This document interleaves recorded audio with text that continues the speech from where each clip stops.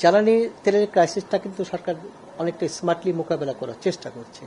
অনেক দেশ যাদের সাথে আমাদের চুক্তি আছে, নিয়মিত যাদের কাছ থেকে সংগ্রহ করি, তাদের কাছ থেকে অতিরিক্ত জ্বালানি সরবরাহ করার জন্য অনুরোধ করেছি। আবার আপনি দেখেছেন যে যুক্তরাষ্ট্রের কাছে বাংলাদেশ একটা অনুরোধ করেছে যে রাশিয়ার তেল কেনার ক্ষেত্রে যাতে নিষেধাজ্ঞাটা উত্তোলন করা হয়। এবং যুক্তরাষ্ট্র শুধু বাংলাদেশের আবেদনটা না, টোটাল কমন একটা তারা সার্কুলার দিয়েছে যে না, আমরা সাময়িকভাবে নিষেধাজ্ঞা প্রত্যাহার করলাম। মূলত যে বিপুল পরিমাণ তেল বোঝাইকারী জাহাজ এই মুহূর্তে সাগরে ভাসমান আছে, এই তেলগুলোর ব্যাপারে যাতে কোনো বাধা দেওয়া না হয়, রাশিয়ান তেলগুলো। তো এগুলো থেকে যদি আমরা কিছুটা মানে স্টেক পাই, আশা করি আমাদের সংকট আপাতত মেটানো সম্ভব হবে। মিনওয়াইল যদি ডিপ্লোম্যাটিক প্রসেসের মাধ্যমে যুদ্ধটা সমাপ্তি ঘটে, তবে তার আতঙ্কিত হওয়ার বিষয় থাকবে না। আচ্ছা, তারা ডেফার্ট করার পিছনে যে সকল শর্ত দিয়েছিল তার ডেভেলপমেন্টটা দেখে আসবে।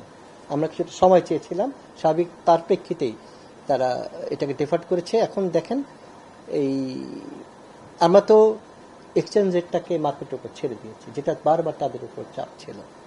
আমরা কেন মার্কেট থেকে কিনি, এই বৈদেশিক মুদ্রা সংগ্রহ করছি, এই ব্যাপারে প্রথমত তাদের আপত্তি ছিল, কিন্তু আমরা তাদেরকে বোঝাতে সক্ষম হয়েছি যে না, ব্যাংকগুলো পর্যাপ্ত লিকুইড থাকার কারণে, যেহেতু বৈদেশিক মুদ্রার মালিক হচ্ছে সেন্ট্রাল ব্যাংক, অর্থাৎ ব্যাংকগুলো তাদের যে চাহিদা মোতাবেক ডলার লাগবে সেটা নিজেরা সংরক্ষণ রেখে বাকিটা কেন্দ্রীয় ব্যাংকের হাতে তুলে দিতে বাধ্য।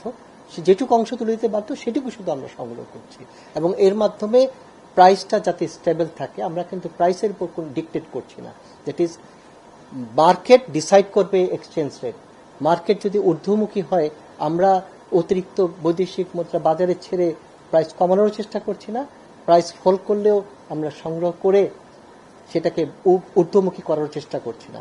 আমরা ক্রয় করছি, ব্যাংকের হাতে প্রয়োজনের অতিরিক্ত বৈদেশিক মুদ্রা আছে, বাড়তি বৈদেশিক মুদ্রাটা আমরা আমাদের হাতে নিয়ে নিচ্ছি। হ্যাঁ, অতএব তাদের মূল আপত্তি থাকে যে এক্সচেঞ্জ রেটটাকে আমরা ডিকটেট করছি কিনা, সেই আপত্তি তোলার কোনো সুযোগ নেই। আর অন্যান্য শর্ত, যেমন লোন ক্লাসিফিকেশনের ব্যাপারে আমরা তাদের নীতিমালা অনুসরণ করছি, এবং তাদের নীতিমালা অনুসরণ করতে গিয়ে কিন্তু খেলাপি ঋণের ব্যাপক ঊর্ধ্বগতি হয়েছে।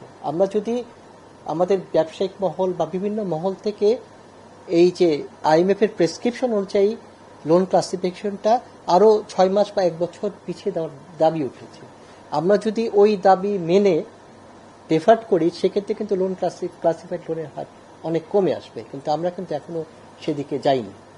অতএব সেক্ষেত্রে আমাদের প্রস্তুতি বা IMF এর যে সকল প্রশ্ন, সেগুলি উত্তর দেওয়ার মতো প্রস্তুতি আমাদের রয়েছে। এখন তারা তো শুধু বাংলাদেশ ব্যাংকে আসবে না, মন্ত্রণালয়, NB আর অন্য জায়গায় যাবে, সেগুলো দেখা যাবে সেখানে তাদের সন্তুষ্টি কিরকম থাকে। তাদের নিয়োগ তো FID কর্তৃক হয়ে থাকে।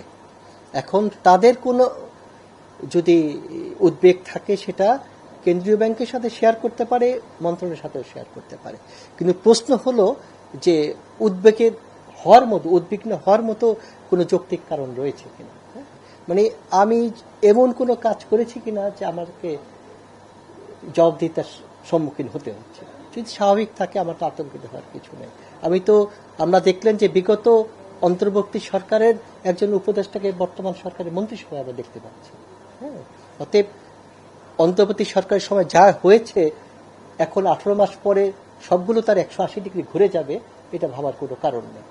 কারণ এই আমাদের নতুন গভর্নর স্যার যেদিন জয়েন করলেন, ওই যে এসে কিন্তু প্রথমেই বলেছে যে ইমিডিয়েট পাস্ট গভর্নর যে সকল সংস্কার কার্যক্রম নিয়েছিল সেগুলো অব্যাহত থাকবে। হ্যাঁ, অতএব ওটা উনি আরো এক্সপার্টাইট করবে, এ কথা বলেছেন। অতএব ওই যেটা সঠিক সেটা সঠিকই থাকবে, সরকার পরিবর্তন যেই হোক না কেন, যেই সরকারে আসুক বা যেই গভর্নর হোক না কেন। অত্যন্ত আপত্তিকর এবং সেন্সিটিভ কোশ্চেন। 1 নম্বর কথা, বাংলাদেশ ব্যাংকের কোনো এমপ্লয়ি কখনো টাকা কেলেবাচার সাথে সম্পৃক্ত থাকতে পারে না।